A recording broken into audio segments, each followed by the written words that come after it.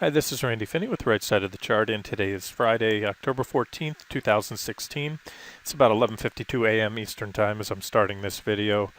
Just a quick side note, though. One of the reasons I always state the date on the video, you can also see it. They are time-stamped if you looked up. I can't see it here as I'm recording it. It's put in after the video is done. The date and the time are always on the videos. Somebody had asked on the YouTube page, they were reviewing one of the recent cannabis, I think it was the cannabis, one of the trade idea videos, and asked why it was released, why they were seeing it several weeks or a month or so after the video was published. Anything to do with trade ideas and specific market analysis and certain videos are reserved only for premium members, and they all go up to the YouTube page, and if it's a premium subscriber video, then those are not published publicly until after some period of time. But that's one thing I do on the site that I don't think I've yet to see a site out there. Everything, premium content included, every single post, video, trade idea, winner, loser is always made available. The premium stuff, when the trade ideas are completed, hit their final targets, or stopped out, they get then moved into the completed trades. Videos I release, after, if it's trade ideas and whatnot, I'll release them after the ideas are not actionable anymore. More so to just, for those that, are kicking around looking for maybe a site to join or a service to use, they can, get a feel for the type of trade ideas and my trading style and everything else. So I just wanted to point that out.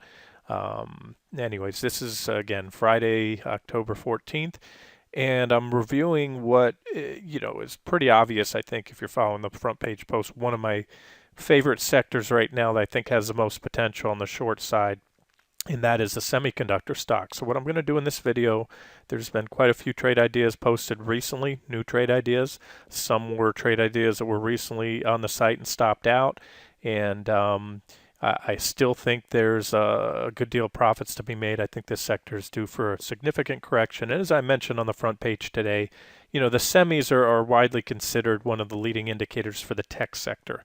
It's just about, most companies tech related, whether it's cell phones, computers, anything else. They need semiconductors to run. So when the semis, when the tech sector is picking up, doing well, they start ordering semiconductors. And when things slow down, the orders slow down, and that's usually reflected in the chart. So semis are by many considered a canary in the coal mine to the tech sector. And as I mentioned on the front page this morning, the tech sector is what makes up the bulk of the NASDAQ 100, which has been the leading index for many years now. So I think the semis are a very important sector to watch. And again, more importantly, I think there's a lot of trading opportunities. So I'm going to dive into the charts. We'll take a quick glance at a few of the semiconductor ETFs. There's several ways to trade these. I won't go into the leveraged ETFs. If you want to trade those are fine, but I always use the charts of the one-time non-leverage ETFs because they don't have any tracking error, the decay error, I should say, that the leverage ones do. So this is SMH. I believe this is the one I have as an active trade idea on the site right now, along with SOXL, which is a 3-time long. You can short that, get a little decay. And, it's pretty clear. The charts are clear. These show all the divergent tops right here, divergent top, divergent top, divergent top. And for those of you new to the site, by divergence, we just mean prices making a higher high from, this peak to this peak here, or this peak to this peak, with the indicators and oscillators below making lower highs. That's negative divergence. And, in my opinion, one of the most reliable and actionable things in trading. You need to time your entries. Sometimes you get breakdowns and you back test a trend line like that. You had a little channel here, and then there was your second sell signal after the prices rolled over following a back test and broke down. So what are we looking at today? Fast forward to today. As I pointed out here, we have a very clean bearish rising wedge. Confirm with a divergent high. You can see the negative divergence. I had a few semis as shorts recently here on this divergent high. You had the MACD, RSI, a lot of other indicators making lower or equal highs while prices made a higher high. And it certainly did play out for a pretty healthy correction. Proved not to be the top. It was, a little over 5%. And all that we've done since then is move back up. And now at this point, I like it even better. We're at the point of a wedge. If you're familiar with rising wedge patterns, this is about where they break down. Usually, roughly, it ranges, but you'd say about 70 to 80% towards the apex of the wedge. Apex where the two lines would cross or come together. And so we have a clean breakdown. As I mentioned, so far we're coming back up. We're back testing this resistance level here, former support around 68.40. I have it at 68.30. 38. So, and we may go on to back test the wedge. Sometimes wedges are back tested, sometimes they're not. So that's SMH. Not a lot to view on the weekly chart, other than the big divergence here. If you look at from where prices were back in late 2014 to this peak, you can see the divergent high. And let's look at a few others for those of you who like to trade the other ones. There's SXD. That's the Spider's S&P Semiconductor ETF, and they're all just made up of a different basket and with different weightings of various semiconductor stocks, but they're all going to tend to move together. And as I mentioned, there's a lot of correlation within the sector, meaning a lot of the semis, if the sector's going down, the majority of semis will be going down as well, and vice versa. If the sector's moving up, most will move up. But I wanted to do this video because, as I often state, my preference is when I find a bullish or a bearish sector, to drill down within that sector. If it's a bullish sector and I plan to go long, I have two choices. I can trade the ETF, or that tracks a sector, or I can drill down within the sector and find the most bullish looking chart patterns, or in this case the most bearish looking chart patterns. And that way I'm not going long or short both the good and the bad, because that's what you do when you short the, let's say a good example is the stock market. You short the S&P 500, you're shorting defensive stocks, you're shorting growth stocks, utilities, technology, energy, and there's always going to be something doing well, something not doing well, and that's why you can often do much better sniffing out the most bullish and bearish sectors, and then from there even, that's called taking a top-down approach. Look at the market, see where it's going, then identify the most bullish or bearish sectors that confirm that, and then drill down within there and find the most bullish or bearish chart patterns, and that's what we're going to do here. So XSD, this is a weekly chart. You can see a bearish rising wedge pattern confirmed with negative divergence. You look at a daily chart, you can see here we had that divergent high that I mentioned a few weeks back. My targets were a little aggressive. Most of those trades fell short. I mentioned personally extending stops, and we even had some that weren't stopped out. And so we went on to make another high, and so far things are playing out very well. You see the impulsive breakdown on XSD, clear divergence on that high, and this would be the minimum target if you want to trade XSD around 40. Remember, these targets are the actual support levels. They are not adjusted. I always set my buy to cover orders if I'm short a little bit above that level, 8 to 10 cents, depends on the stock price or the share price of the ETF. And then ultimately, I could very much see this one heading down to this level as a minimum swing target if the market rolls over, as I think it will. And that level was about 46.57. And then finally, and we're going to go through the components of this one, here's another ETF, SOXX, and this one tracks the Philadelphia SOXX Semiconductor Index. This has been around forever, the SOXX index, before any of those other ETFs that I just covered. The actual SOXX Philly Semiconductor Index, that's what back in the 90s, that's as a broker, that's the one I would follow and trade. Then this one is just this is a clean chart, not a lot on here. Bearish rising wedge pattern, breakdown, and as I pointed out on the site today, as it was backtesting at the time, which offers an objective entry. And there's not much else I can say on this pattern. This is what I like to do, short bearish rising wedge patterns. This one is what I call fully mature, meaning it's up to the point, where they typically do break down. And I just can't knock this chart. It looks good on just about all time frames. So kick out to the weekly time frame here. There we go. You can see the divergent high, especially on the RSI. The divergence doesn't show as well. It's more of what we call flat line divergence, with the PPO about flat if you look at it there. Actually making a slightly higher high, but we do have that clear negative divergence on the RSI. and this one's just had a heck of a run. Now let's get into the meat of things here and look at the individual setups. Whether you plan on trading any individual stocks or not, the benefit here is that by drilling down to the individual components, if I can confirm what I'm seeing on the sector as far as bearish technicals or bullish technicals or whatever it is at the time, if I can confirm that with the vast majority of stocks, that only helps to affirm my take or read on the sector. So what I've done here is this is a watch list of all the components of this ETF, the SOXX. I flagged the ones that stand out to me, so let's sort them by the flags. That way we're going to cover, I can tell you exactly, 22. So if you lose me at any point and want to shut this video down, just remember there's 22, and I'm starting here with Intel first and foremost. A trillion trend lines here, and forgive me, this chart I should have cleaned it up. It's much more busy than I like to show. Let me see if I have a clean board. I don't think I do. No, these are all old trend lines, but what stands out to me, I'll just highlight the key points here. We have this negative divergence that you can see down below on the RSI and the MACD, versus prices making a divergent high. In fact, it's a wedge. You look at the white trend lines here, you see a bearish rising wedge breakdown, and technicals are working very well lately. You can see this level here. We had a reaction high, pullback, reaction high again. It stopped right at that previous reaction high, and then we gapped above it. Gaps are like magnets. They work very well for support and resistance.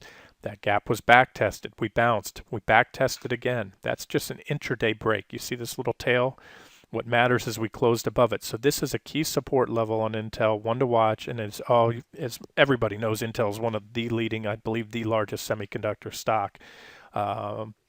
So there's a value at 3670, a key level to watch. If and when that goes, that would definitely be a bearish event. And by go, I mean a breakdown and close below that level, not just an intraday break. We've had a few intraday whips below that level, so we need to see a solid close there. Here's an uptrend line that may come into play, and if and when that goes, 3561 would be the next target. And more importantly, I'll flip to the weekly charts. Oh gosh, another busy one. Sorry I didn't clean this up. Back in 2015 or 2014, I think early 2015, we had Intel as a short trade with this head and shoulders pattern here, left shoulder right here, head, right shoulder. I think you can make it out. Again, the rest of the charts are a little more clean than this, but there's your head and shoulders pattern with your neckline. We had a breakdown, so that played out. And so far, there's a lot of trend lines that I'm watching. This is my primary uptrend line off the 2008 lows. I think that's an ideal minimum target in the coming months here. There's some alternative trend lines. This orange one you can make out. It has quite a few reactions. We pierced through it there, but right now we're back testing it. And most importantly, if you look at the line up here, from the highs back in 2014 to the recent highs, which were marginal new highs, that put in negative divergence because we have the RSI and the PPO making lower highs, not confirming that high. So this looks like a possible not generational, or let's just say bull market top in Intel. Only time will tell. Let's take it one step at a time. And I want to say Intel is not one of my favorites to short. It's just I wanted to show you the chart because of the importance to the sector. TSM, we're on a weekly time frame, so I'll just leave it here. Here's our primary bull market uptrend line. You can see there we broke down. We did get back above it, which is bullish when you regain a broken trend line. However, we did so with another divergent top. We had a divergent top back here, and once again we have a divergent top. And these are longer term targets, and I want to show you the daily chart because that stands out pretty clear. Here's a daily chart of TSM, Taiwan Semi. You can see the divergence in place. Negative divergence with prices making a higher high. You have this pretty clear uptrend line. This is where this would trigger the next objective short entry. Keep in mind, if that trend line goes, this rising wedge, you do have support there around 2950. And then again, this would be probably your first target. And 2950, you could wait for a break of that to either take a full position, or maybe if you shorted the trend line break, do a half a position, then add their first target. You have an uptrend line here that's likely to come into play as well. And then ultimately this level here, It's 29. We'll call it 29.70. That would be a final near-term target. And again, all these targets are conditional and subject to revision depending on what the broad market and the sector does. In other words, if the broad market holds up or the sector holds up, then you target the shallow targets and you close those trades out. But if this thing starts to get going, the broad markets clearly break all those support levels I'm talking about, longer-term trend indicators start going to bearish, you can ride these things down with trailing stops, lower your stops along the way, and there might be a lot more meat on the bone. Again, don't get lost in the daily charts. You know, all you have to do is take a look at the weekly charts, as I mentioned, and the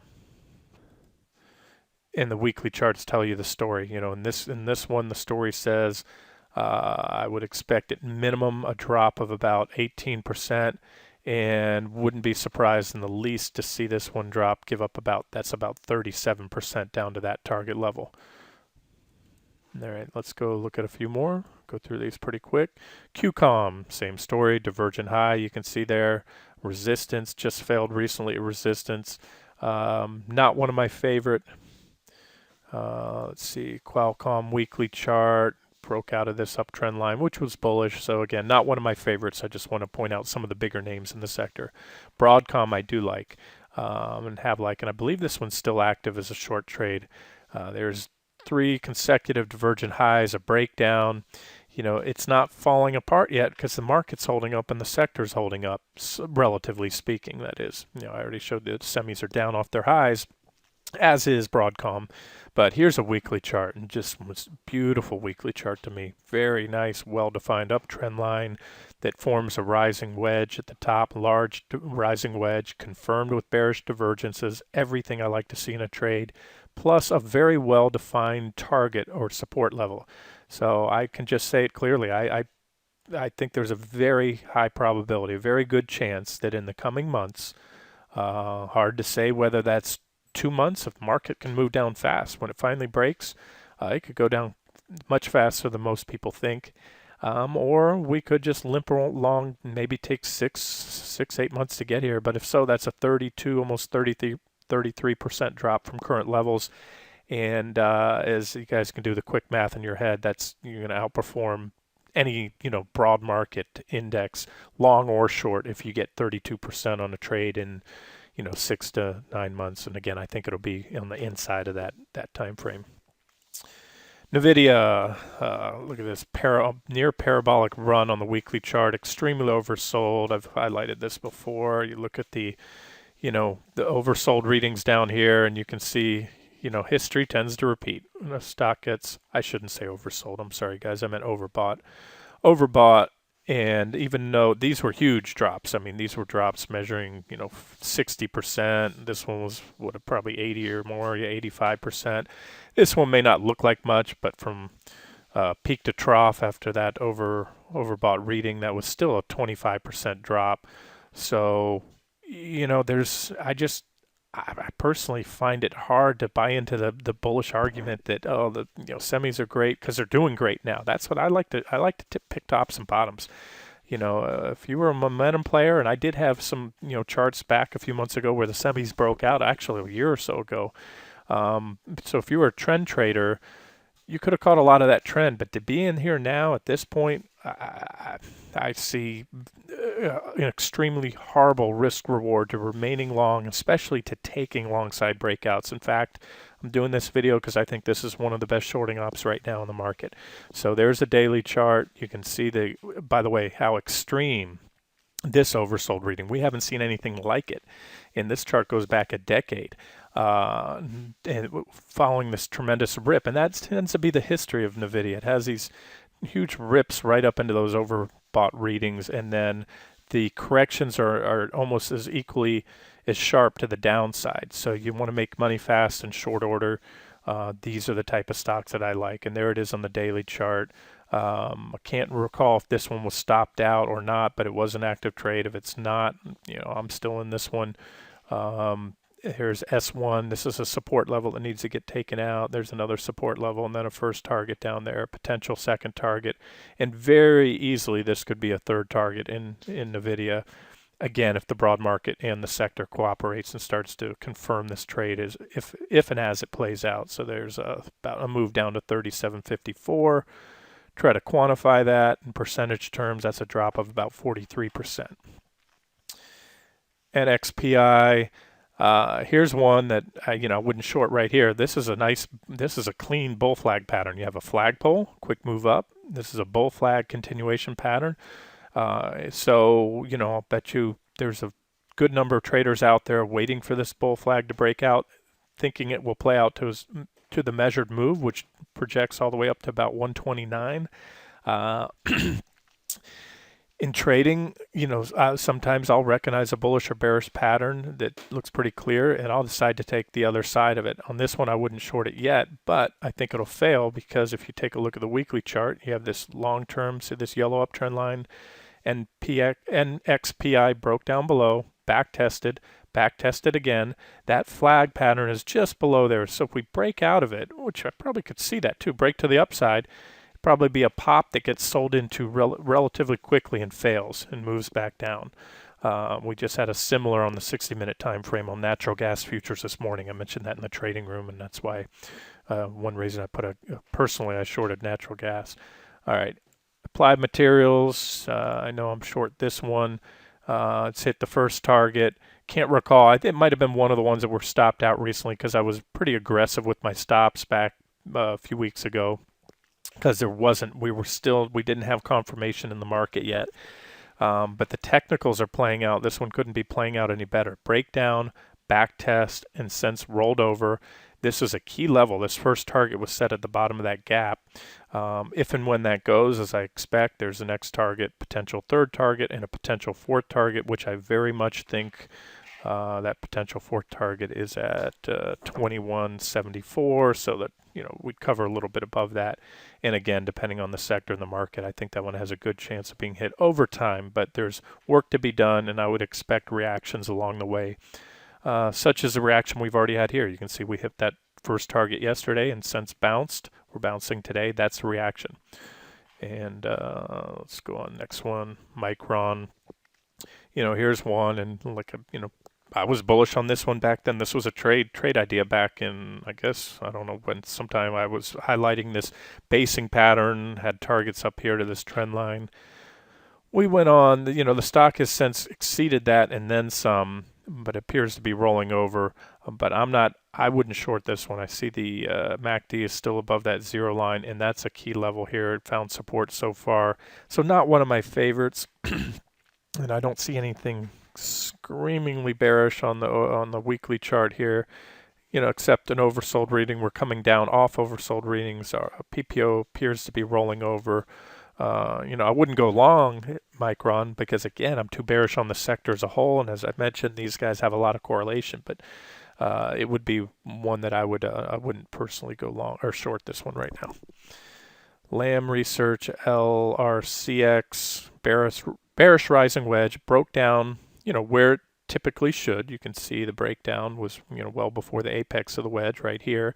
Did a high level back test right at the apex. See, there's the apex where you have these intersecting lines, and so far it failed on that back test. You had confirmed negative divergence. Even on that back test, that second high, that's where the divergence was put in. I should say we had divergence to make it clear. We had wrong tool. We did have divergence on the when the wedge broke down. And, some of these wedges back test, some don't. SWKS, Skyworks Solutions, this was bullish. We had a very well-defined downtrend line, formed sort of a triangle pattern. There was a breakout, little false breakout there, and then the real deal broke out, came in for a near back test, since moved up, but now the bigger picture, or the current picture is this rising wedge pattern right here. Confirmed with divergence. I haven't drawn it out, but you can see it right there. Divergence and divergence. So it may or may not need one more thrust up. And if so, that one probably comes back in. MCHP, there's a pretty steep divergent high. Most recently, we had a uptrend line. It broke below, put in, pretty much matched that previous high while the MACD and RSI were severely lagging. Let's see if there's anything on the weekly chart. Nah, not too much. just an uptrend line break. So these are potential price targets. We already hit one, and this would be what I would consider my final swing target. I'm not currently short this one, but if I do take this one, that's where I'd be covering. That's around 53.36, that level. Xilinx XLNX sort of looks like this little pattern here. If you remember yesterday, the Yahoo short trade that I put up had a similar pattern right here. You had a divergent high, which you can see here. That's negative divergence, and then even a steeper divergent high right here with this uptrend line. Prices broke below, like on Yahoo, we just broke below a similar minor uptrend line, I call it. This one gapped down or fell sharply, then it gapped below what would have been my first target right here. This is the next target at 47, we'll call it 47.90, and beyond there I don't really have much marked up on this chart. There's, from a longer term perspective, you can see this rising price channel, which it just rolled off the top of. Here's that support level it hit. So this would probably be the next target to come on down. If you take a look at the weekly chart, this one will probably come down and visit the bottom of that rising price channel. Maxim, MXIM, negative divergence. You can see right here, prices making equal highs with the MACD or the PPO on the weekly chart here, making a lower high. Daily chart. This one's already played out. This is the first support level. It's hit that twice.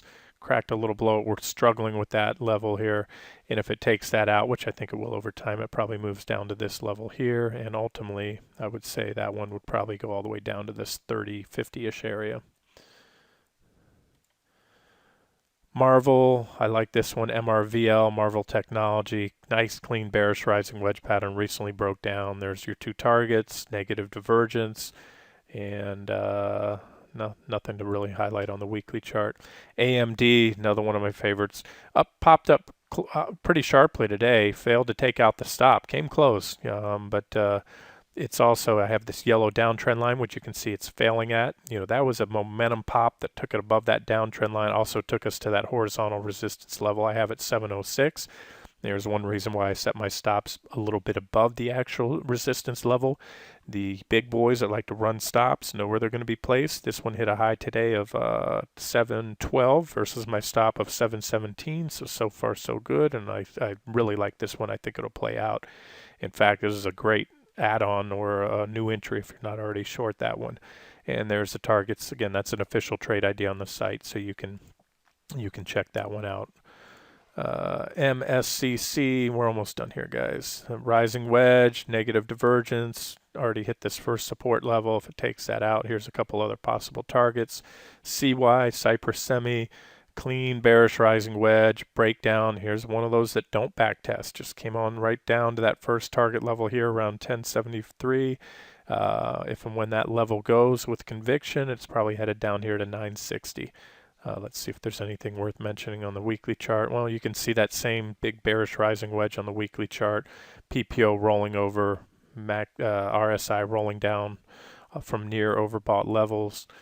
And we've got, I think, 5 more to go here. Cirrus Logic, CRUS. There's a rising wedge, cracking a little early, but it has broken down. Sometimes these break down early, sometimes they break down a little later into the wedge. Looks like a breakdown so far, following a divergent high. You have a target here, 4809. That's still from this point about 9%. If it takes that out, it's probably going to backfill this big gap right here. The bottom of the gap is a little bit below, but that's where I would cover a little above that gap. And then if it backfills that gap, you're probably coming all the way down here to, that's good for about a 22% drop from current levels. And there's your weekly chart, big rising wedge pattern, negative divergence, and I could easily see it at least visiting this uptrend line at minimum in the coming months.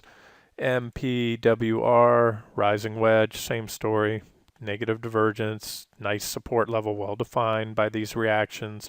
I probably add a level or two in between here. I most certainly could, but ultimately I think this one, again, if things play out the way I think they do, comes down here to this 55-50-ish level. It hasn't even broken down yet, so there's one you can put on your watch list, or set an alert on it. And if you've got the patience and you're willing to ride out the counter trend rallies, you're good for about a 28% drop on that one there. If it makes it to that target. There's a weekly chart. Big rising wedge defined by these white lines, confirmed with negative divergence. You do have this primary uptrend line just below, but ultimately here's that target level. I think around 56 or so comes in. Yeah, so I think that one drops about 78 to 56 sometime in 2017. IDTI, we're on a weekly chart. This one's just dancing on this key uptrend line, or I should say minor secondary uptrend line. This was a primary uptrend line which already cracked, back tested, and it looks like a big head and shoulders pattern, if you will. You can kind of make that out just looking at this. Right shoulder, head. I'm sorry, left shoulder, head, right shoulder, possibly. And we had a big symmetrical triangle break. It broke out of it, looked convincing, but as I say, fewer things in trading are more bearish than a failed breakout. And that's exactly what this one is. That breakout looked like the real deal and got sold into and came back in pretty hard. It happened to fail right at the right about that previous reaction high, or just shy of it. Okay, 2 more to go. MKSI. Negative divergence here. You might say, well, you excluded this spike. What happens is the divergence, the MACD, RSI, all these values are printed from end-of-day closing values. This was some erroneous or order imbalance, a spike, but prices closed back down below here that day. Therefore, you have this, this line here. This is the pattern to watch. So break below this uptrend line. We already broke down below this uptrend line. Had a little reaction since then. This would be the next sell signal, and I'm pretty confident that one would come all the way down here to $43. So you're looking at, even from where it is today, if you wanted to get a jump start on it, you're looking at about a 12% drop. And then ultimately, after reaction there, before all is said and done, I think this one's going down here to around the 39.60 level, and that's about a 19% drop. All right, last one, and then we're finished. SIMO, Silicone Motion Technology. Very nice uptrend line here that's about to crack. We have that uptrend line. I like this because the uptrend line comes in with this support level here. You have horizontal support around 47.50 that comes in with this uptrend line. So a solid break below that level will take out 2 important support levels. We had a divergent high right there that helps confirm a trend change is coming. You can see the negative divergence, and here's my targets: 42.17, again unadjusted, 37.64, and there's that chart on a weekly time frame with a big bearish rising wedge, confirmed with negative divergence. It's already broke down from that wedge, and I think this one's headed lower. I could probably put an extra target right here. All right, guys, this has been Randy Finney with the right side of the chart. Hope you enjoyed it.